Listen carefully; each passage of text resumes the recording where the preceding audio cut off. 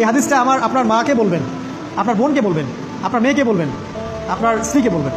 এই হাদিসটা যদি কারো হৃদয়ের মধ্যে গেঁথে যেতে পারে, তার দ্বারা অন্যায় করা সম্ভব না। একটু এই কথাটা না বললে জাস্টিস হবে না। রাসূল সাল্লাল্লাহু আলাইহি ওয়াসাল্লাম মেরাজে গিয়েছিলেন, আপনারা জানেন।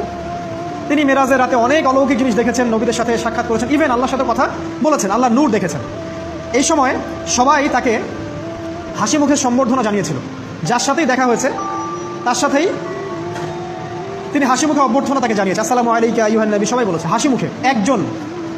একজন মালাক, একজন ফেরেশতা তাকে দেখে হাসেননি, একজন। আপনারা কি জানেন রাসূল সাল্লাল্লাহু আলাইহি ওয়াসাল্লাম অবাক হয়েছিলেন। তিনি বলেছিলেন যে ইয়া জিবরিল, ওর চেহারাটা এত গম্ভীর কেন, সে আমাকে দেখে হাসছে না কেন, তার মুখে হাসি নেই কেন? জিবরিল আমিন বলেছেন যে না মালিক, তার নাম মালিক, সূরা যুখরুফের মধ্যে আছে, তার নাম মালিক।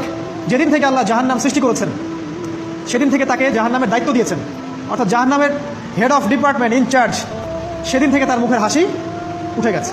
আমরা দোয়া করি আমরা যেন তার সাক্ষাৎ না পাই। তার কাছে পারমিশন নিয়ে রাসূল সাল্লাল্লাহু আলাইহি ওয়াসাল্লাম জাহান্নামের দিকে তাকিয়েছিলেন, ভিতরে দেখেছেন কি আছে। তিনি পরে যা ব্যাখ্যা করেছেন তা হলো, আমি দেখলাম সেখানে খালি মেয়ে আর সেখানে খালি নারী আর নারী।